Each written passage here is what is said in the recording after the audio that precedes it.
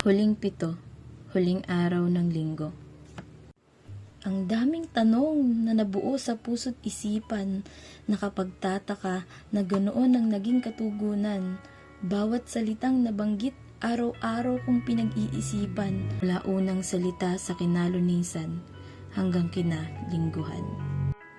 O patawarin sila sa kanilang mga kasalanan, ngunit nararapat nga bang sila'y pagkalooban? Nakamit na ngang tunay sa unang araw ang kapatawaran.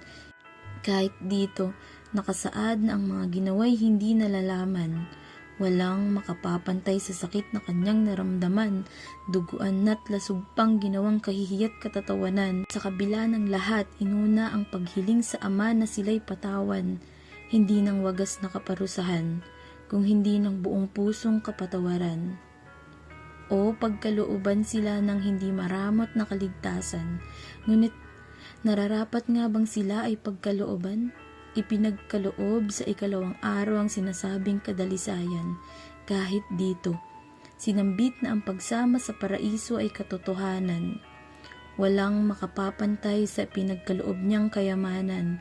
At sa panahon ng pagkabitin habang nalalapit ang katapusan, nakapagsama ng kaluluwang kasalanay lubos na pinagsisihan, ipinagkaloob ang kapatawaran at ang agarang kasiguraduhan. O magpakita nawa sa kanila ang pagmamahalan, ngunit nararapat nga bang sila'y pagpakitaan? Inilihim sa ikatlong araw ang sa damdamin ay kagaanan. Kahit dito, sa huli sa mata ng ina ay ang anak na pinarusahan. Walang makahihigit sa pag-ibig na hindi mapapalitan, at dahil makikitilan, ibinilin nga ang ina sa isang kaibigan. Ipinakilala sa papalit madamalang na hindi mag-isang maiiwan, pagmasdan ang dalawang hindi niya malilimutan kailanman. O panatiliin sa puso nila ang kaligayahan, ngunit nararapat nga bang pagdalamhati palitan? Inagaw sa ikaapat na araw ang himig ng kapayapaan. Kaya dito, naitanong na kung bakit nga ba siya'y pinabayaan. Walang makapagsasabing siya'y may kakulangan. Buong buo ang pagkadyos at pagkatao habang duguan. Eli, Eli, lama sabachthani. Dinama ng buo ang kapaitan, sa kabila ng lahat ng naramdaman, katungkulay ginampanan. O, saluhin nga ang hindi dapat pagdusahan, ngunit namatay nga rin ba ang angking karapatan? Inilatigo sa ikalimang araw ang nakatakdang kaparusahan, kaya nga sa pagkauhaw ng lalamunang tuyo'y naramdaman, walang hang nakapaghanda sa pagbigat ng kalangitan. At sa kinalagakan, binalot ang buong lupain ng kadiliman, habang nakabayubay, hapong humingit na sabik ang lalamunan, kalakip ang pagkadurog ng pusong kailanman hindi naging sukaban. O kasalanan nga'y ako ang kabayaran, ngunit karapat-dapat nga bang pagkalooban?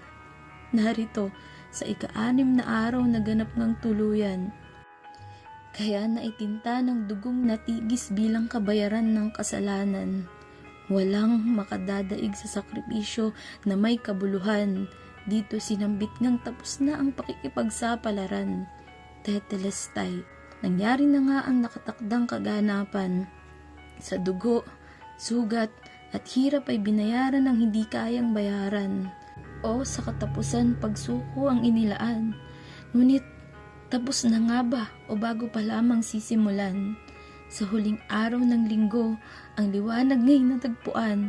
Dito, ipinagtagubilin ng yaring espiritu sa siyang makapangyarihan. Sinimulan sa unang araw na puno ng kapatawaran, ipinagkaloob sa lahat. Walang individual na nilagpasan. Agarang inibig niyang tunay at may buong kagalakan, kahit mismo ang mga taong nagpataw ng kaparusahan. Nagtapos sa huling araw na walang pag-aalinlangan, kamatayan man ang kinahantungan, hindi pa ito ang katapusan. Dahil hindi sa huling araw natapos ang istoryang pinagbidahan, nabuhay, dala ang pag-asang may panibagong Lunes na madaratnan.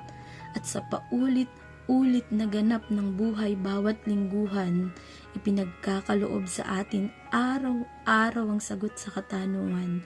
Hindi na nakapagtataka na ganoon ang naging katugunan. Bawat salitang nabanggit, walang kondisyong pag-ibig ang dahilan. Walang may kakayahan na bayaran ng kasalanan kung hindi ang nag-iisang korderong ating naging daan upang makapiling ang Ama taglayang buhay at katotohanan sa ating kapakinabangan at sa buhay na walang hanggan. Huling 7, huling araw ng linggo.